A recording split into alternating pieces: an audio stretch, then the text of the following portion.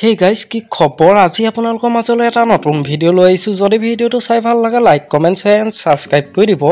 আজি মই আপোনালোকৰ মাজলৈ লৈ আহিছো ৰেঙনি চেনেলত সম্প্ৰচাৰিত হৈ থকা হিয়া এপাহি গোলাপ ধাৰাবাহিকখনত ৰুণু চৰিত্ৰত অভিনয় কৰা অভিনেত্ৰী গৰাকী প্ৰকৃত পৰিচয় তেওঁ ঘৰ ক'ত তেওঁ কাৰ লগত প্ৰেমৰ সম্পৰ্কত আছে এই সকলোবোৰ জানিব পাৰিব আজি এই ভিডিওটোৰ জৰিয়তে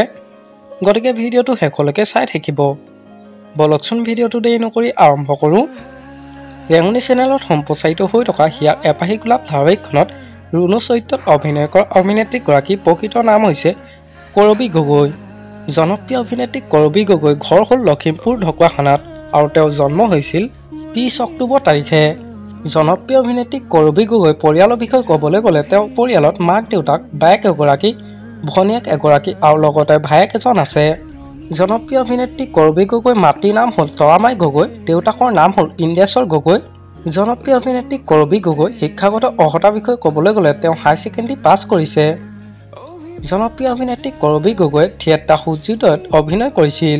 জনপ্ৰিয় অভিনেত্ৰী কৰবী গগৈ বৰ্তমান প্ৰেমৰ সম্পৰ্কত আছে নে নাই সেই বিষয়ে জানিব পৰা নাই পাছত যদি কিবা আপডেট পাওঁ মই আপোনালোকক নিশ্চয় জনাম আপোনালোকে বাৰু জনপ্ৰিয় অভিনেত্ৰী কৰবী গগৈ অভিনয় চাই কেনেকুৱা পাইছে মোক এটা কমেন্ট কৰি জনাবচোন আমাৰ আজি ভিডিওটো আছিল ইমানেই যদি ভিডিওটো চাই ভাল লাগিলে যিমান পাৰে শ্বেয়াৰ কৰি দিব আৰু নতুনকৈ চেনেলত কোনোবা আহিছে যদি সাবস্ক্ৰাইব কৰি ল'ব আজিলৈ বাই বাই তোমাৰ বাবে হৃদয়তে ৰাখিছো গোপনে নজনানো বুজাকে সুমানাহি বুকুতে ভাল পোৱাৰ শিহৰ